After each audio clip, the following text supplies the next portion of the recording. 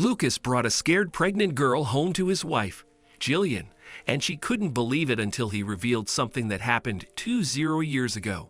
Something he couldn't forget so easily. Before we continue, please take some time to subscribe to Dailydose, like and share this video with your friends. It might brighten their day and inspire them to do good. Also keep watching because an important lesson awaits at the end of the video. This is Holly. She will live with us, Lucas told his wife firmly, escorting a young pregnant woman into their house. They were both wet and shivering from the heavy rain, but he sat her down in front of the fireplace to get warm. What? Who is she? What's going on? His wife, Jillian, asked in shock and confusion. She thought about the toddler, Lily, they had upstairs. After years of trying and many rounds of IVF, they finally had their girl and were happy. But Lucas unexpectedly brought a girl to their house and announced she would be staying. It made no sense. "Can I speak with you?" Jillian asked him quietly. Her lips were so tight from the stress she thought she would chap them. "Not right now," Lucas whispered and looked at Holly. "Are you hungry? Can I make you anything?" The young woman nodded shyly, wrapping her arms around her body. Lucas went to the kitchen, ignoring his wife. But Jillian couldn't be stopped. She followed him and demanded answers. "Did you get her pregnant? After all these years? I can't believe you," she accused with fire in her eyes. Lucas looked at her with turmoil and sighed. "It's complicated," he breathed, looking down. 20 years ago. Lucas was feeling the wind in his face as he rode his motorcycle down the highway. His life was perfect. He would soon marry his longtime girlfriend, Sandra, and they would live a beautiful life. That's what he thought back then. He closed his eyes for a second to feel that rush of speed, and the next thing he knew was waking up in a hospital with a blinding headache, unable to move due to several casts and bandages. "Hey there, buddy. You're back," a familiar voice said, and Lucas tried to focus his eyes. At first, all he saw was white. The room was white, his sheets were white, and the person talking to him was dressed in white. But slowly his vision cleared, and there stood a doctor. But it wasn't any random doctor. It was his old friend, Jerry. Their families had grown up in the same small town and attended the same church. The two of them had been active in youth Bible studies and even helped at events. But they drifted apart after high school, leaving that town.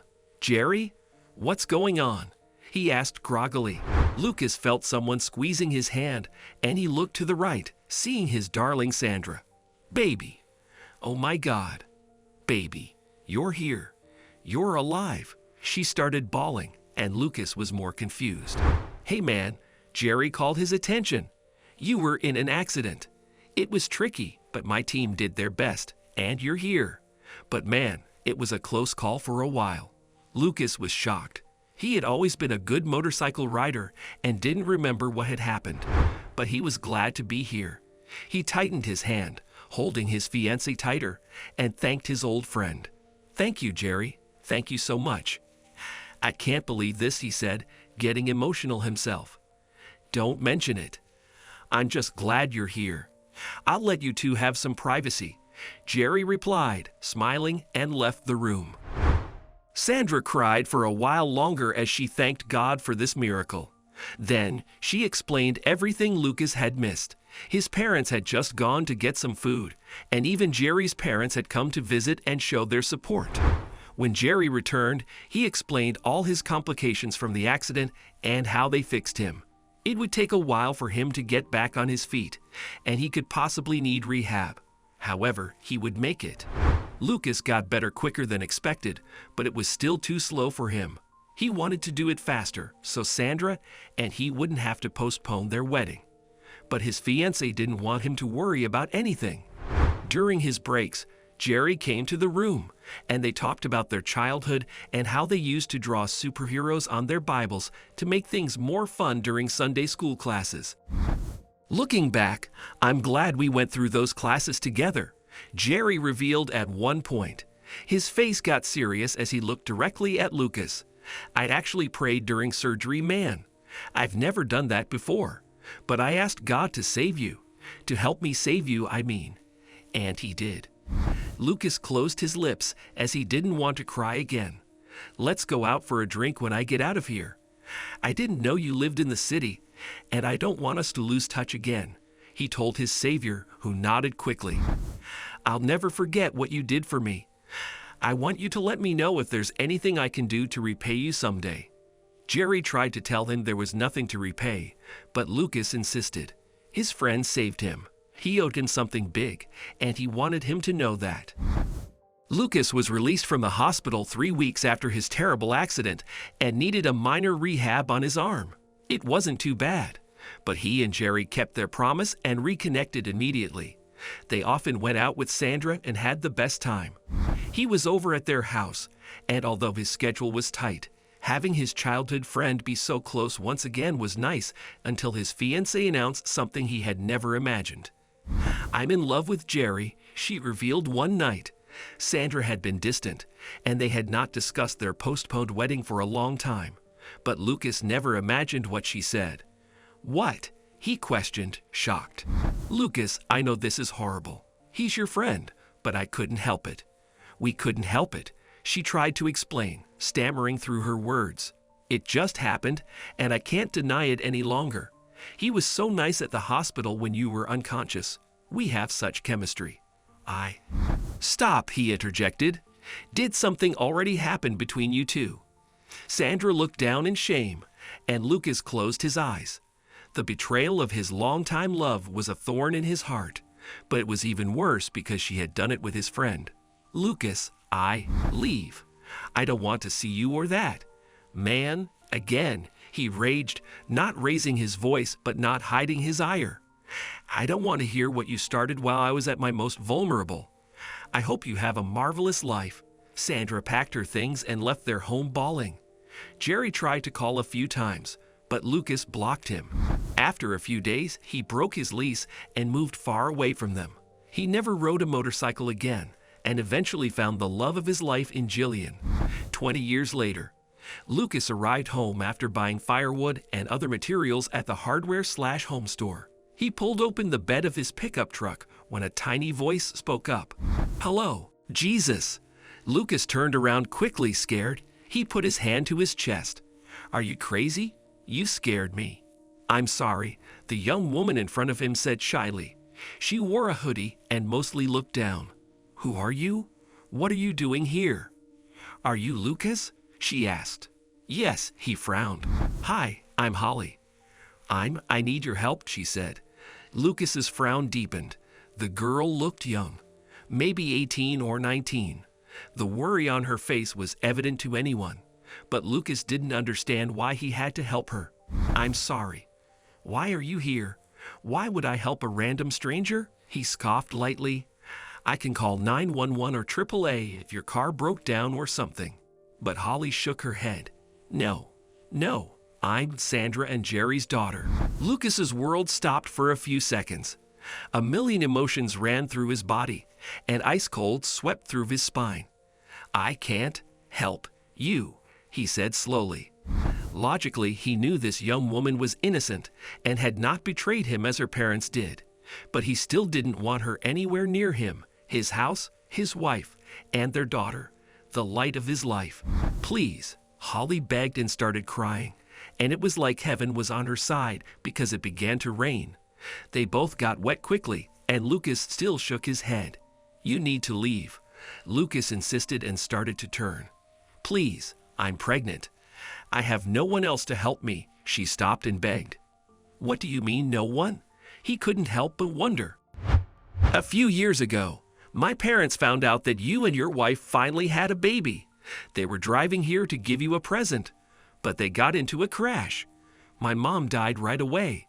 Dad survived for a few days and looked all right. But I think he couldn't live without my mom. I think he didn't die in the car accident. He died of a broken heart, the young woman said between tears. Lucas's emotions were in turmoil as she continued her story. He gave me this before he passed and said to give it to you, Holly said, taking out something from her tiny bag. It was a children's Bible, and Lucas recognized it immediately. It belonged to Jerry when they were kids in Sunday school. He shook his head, and Holly insisted sadly. Please, he wanted you to have it. Lucas grabbed it reluctantly but didn't want to open it. Why can't you ask your grandparents for help? I went to live with them when my parents died, but we fought when I moved in with my boyfriend. I haven't seen them in years, and I don't think they would welcome me back like this, Holly said, opening her sweater slightly and revealing a swollen belly. Lucas sighed heavily. Jesus, kid. I had a boyfriend, but he kicked me out, and your address was inside the Bible. I just came here. Please help me, Holly begged again. Lucas shook his head once again.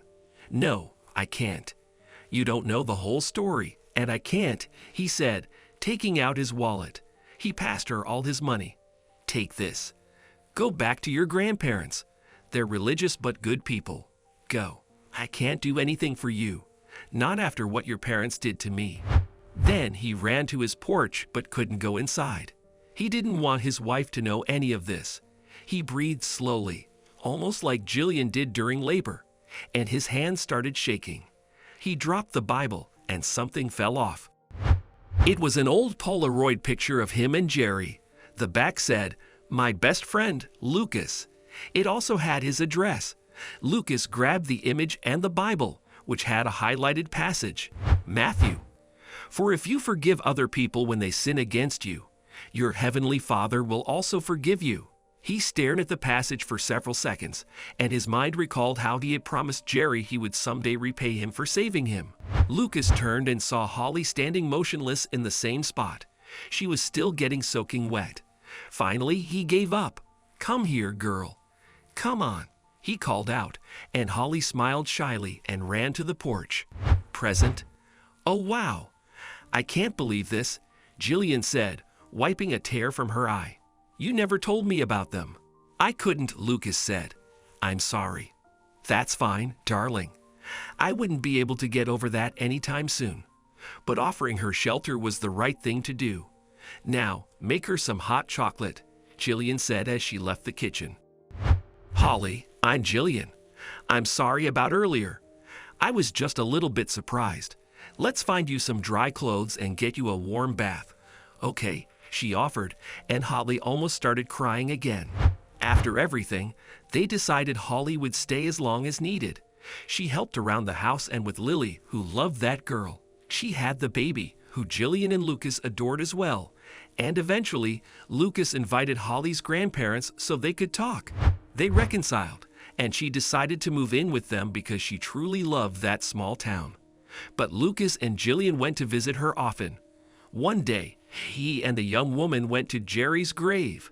It wasn't until I had your daughter in my house that I realized I had forgiven you long ago. And I always hated that I couldn't repay you for saving me. So I'll watch out for Holly and your granddaughter as best I can for as long as I live, Lucas promised quietly that day.